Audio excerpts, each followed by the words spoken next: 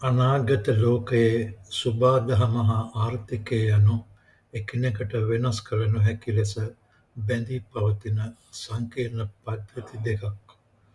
2030 සිට 2050 දක්වා වූ කාල පරිච්ඡේදය තුළ මානව වර්ගයා පෙර නොවිරු මට්ටමේ පාරිසරික අභියෝගවලට මෙන්ම තාක්ෂණික විප්ලවයන්ටද මුහුණ දෙනු ඇති.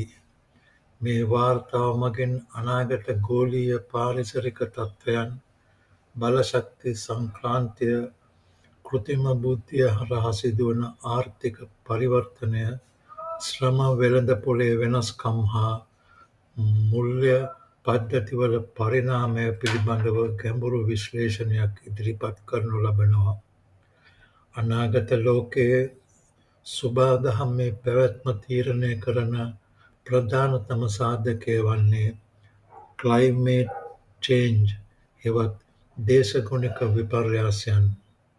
2030-2050 කාලය අතරතුර දේශගුණික විපර්යාස හේතුවෙන් ලෝකයේ සෞඛ්‍ය පද්ධති, කෘෂිකාර්මික නිෂ්පාදන හා ආර්ථික ස්ථාවරත්වය දැඩි තර්ජනයකට ලක්වෙනු ඇති. පර්යේෂණ දත්තයන් අනුව දැනටමත් බිලියන 3.6ක ජනතාවක් මේ පාරිසරික වෙනස්කම් වලට ගොදුරු විය හැකි ප්‍රදේශවල ජීවත් වන අතර 2030-2050 කාලය තුළ වසරකට අමතර මරණ 250,000ක් පමණ උණ සන්නිපාතය, පාචනය හා අධික තාපය නිසා සිදුවනු ඇතැයි අපේක්ෂා කෙරෙනවා. ගෝලීය පාරිසරික තත්ත්වය පිළිබඳව එක්සත් ජාතීන්ගේ පාරිසරික වැඩසටහන මගින් නිකුත් කරන ලද වාර්තාවන් අනුව අනාගතය පිළිබඳ අඳුරු චිත්‍රයක් මතු කරනවා.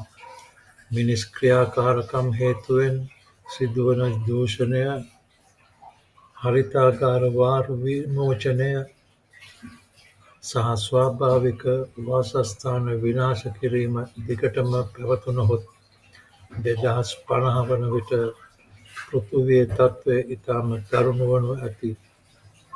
වසරකට ටොන් බිලියන 75ක පමණ විමෝචනයක් සිදුවනු ඇතැයි අපේක්ෂා කරන අතර මෙය වර්තමානයට සාපේක්ෂව 50%ක ඉහළ යාමකි. අධික තාපය හෙවත් එක්ස්ට්‍රීම් හීට් යනු අනාගතයේදී පෘථිවියේ සෑම කොනකටම පාහේ බලපාන ගැටලුවකි. 2050 වන විට බිලියන 9.2ක පමණ ජනතාවක් අධික තාප තරංගවලට මුහුණ දෙනු ඇතැයි ගණන් බලා ඇත.